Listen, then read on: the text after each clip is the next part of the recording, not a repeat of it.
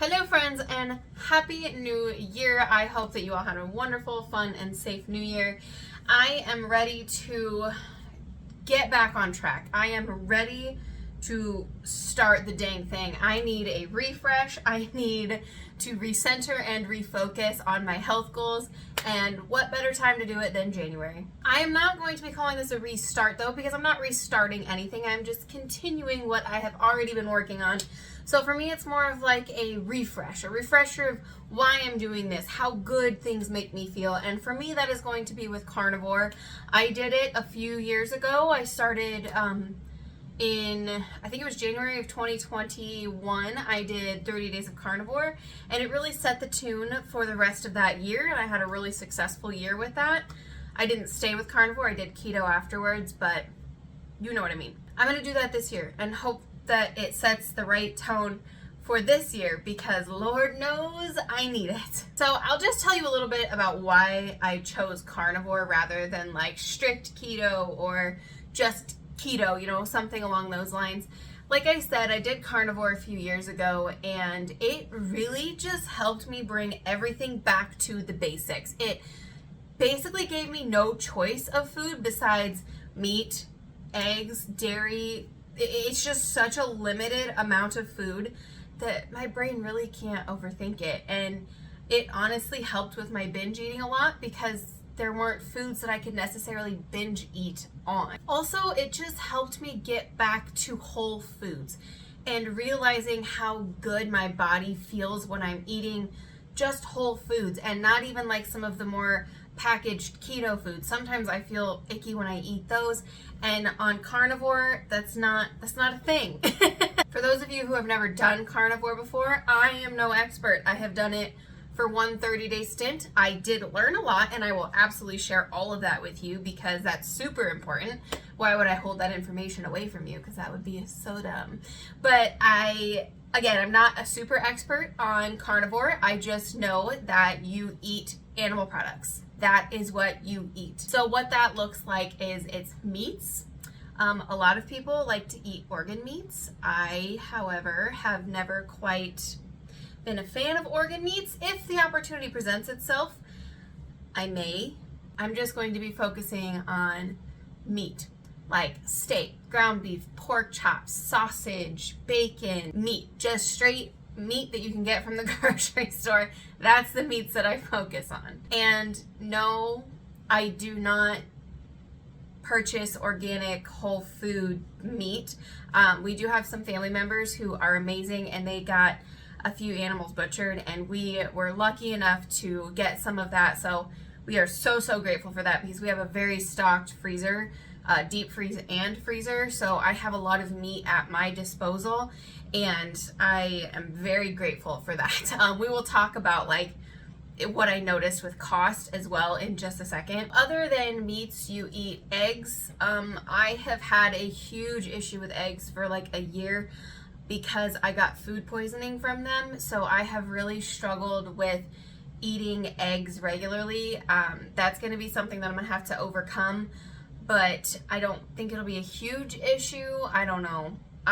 It's more so like the hard-boiled eggs, and just, I don't know. I've had scrambled eggs and it's been okay. Fried eggs are okay, but sometimes I think about them and I get nauseous. So I think that's going to be an issue, because I ate a lot of eggs the first like round of carnivore that I did. I ate a lot of eggs. So I'm hoping that I can do that again, because they are such a good source of protein and fat and all the good vitamins. Dairy is also something that you can eat. I know that dairy affects some people differently, especially if you're lactose intolerant. I don't typically have any issues with dairy, so I will continue to eat dairy, such as heavy whipping cream, half and half, cream cheese, sour cream, butter, all of those kind of things I will continue to eat, especially since those help me elevate my dishes a little bit more too, especially like with the cream cheese. It can make things thicker and give it a little bit more fat.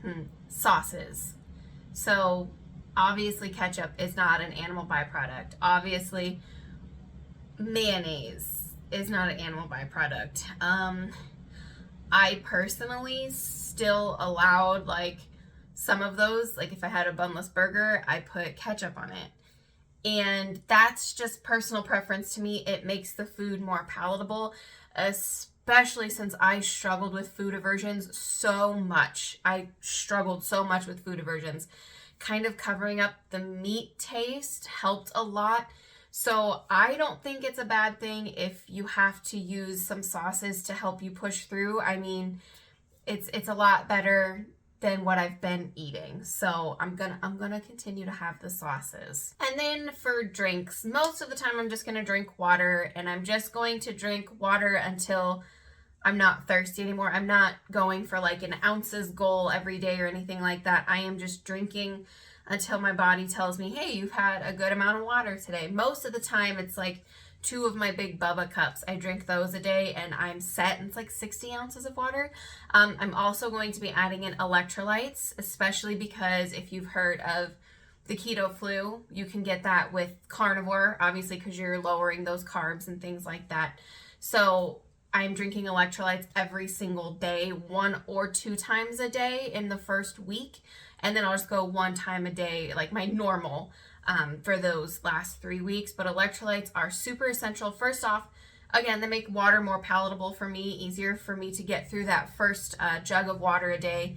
And then, especially because I don't want to get the keto flu, the headaches, the cramping of the muscles, the fatigue. I just don't want that. So that's the one thing that will prevent me from getting that. So focus on electrolytes if you have them. I will link some of my favorite brands down below. I have tried quite a few, and right now I have the LMNT ones. I have a huge stock of them. I'm trying to get through them because there are a few flavors of them that I'm not a huge fan of, but I will link some of my favorites down below. I have to say that the Redmond Relight has been my favorite so far. Other things I'll be drinking are coffee and tea. I have been drinking a bulletproof coffee every single morning. I know that I think coffee and tea can be debated. I don't know. Again, it's something that helps me stick to it. I don't think that it's harmful to have coffee and tea. Do what's best for you. I'm going to drink coffee, tea, and water. Those are the drinks that I'm drinking. Then I want to kind of talk to you guys about what my day-to-day eating will look like.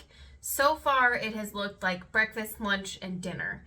And I'm going to stick to the 3 meals a day. I'm going to make myself breakfast with my bulletproof coffee to help keep myself satiated, especially during like the transition period.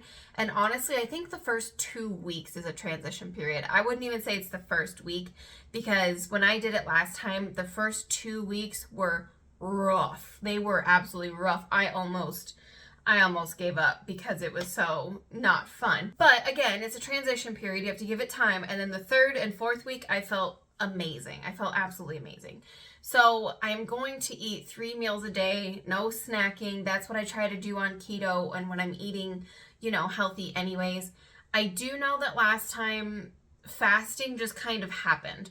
I just naturally kind of stopped getting hungry because my body was burning the fat for energy. Therefore, I didn't really necessarily need to eat. I think I got down to like 2 meals a day. It wasn't intentional. It was just kind of what happened.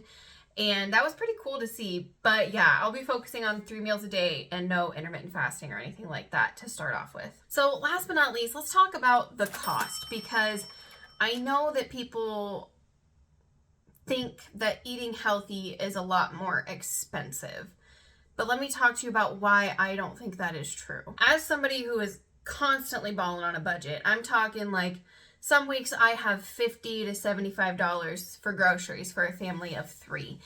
And it's not a lot, especially if you grocery shop, that's not a lot. And I have been able to, obviously not in the last like 6 months, I have been eating like crap. And I'm telling you, it's more expensive to eat like crap than it is to eat healthy. But before that, I was able to afford healthier foods for my family. And it's something that I think gets overlooked, especially on carnivore. You think that meat costs a lot of money, and you are absolutely correct. It is expensive. But when you're only buying meat, it really is not that expensive. So for example, last night I went to the store. I wanted to record it for you guys, but my phone died and It was a whole thing. But I went to the store last night and I just needed a few staples. So I got eggs. I got the large thing of eggs, which was $5. Can we talk about that? I have never paid $5 for a carton of eggs. Like, inflation. I was upset. Like, $1.50 to $2.50 is how much I pay for eggs. In Nebraska, $5 for eggs? Everything is expensive, right? Like, this is what people are saying. It's hard to eat healthy because it's so expensive. So I bought the eggs that were $5. I bought some cheaper meat because I didn't thaw anything like a dumb butt. So I bought like some $15 meat, and then I bought myself lunches for the week. So I spent probably $30 to set myself up for success for the week. And that's not bad. That's honestly not bad. And if it only takes me $30 to set each of my family members up for success for the week, that's really only $90, you guys. What I found the last time that I did carnivore, because I didn't have a stocked freezer, so I did have to buy more meat.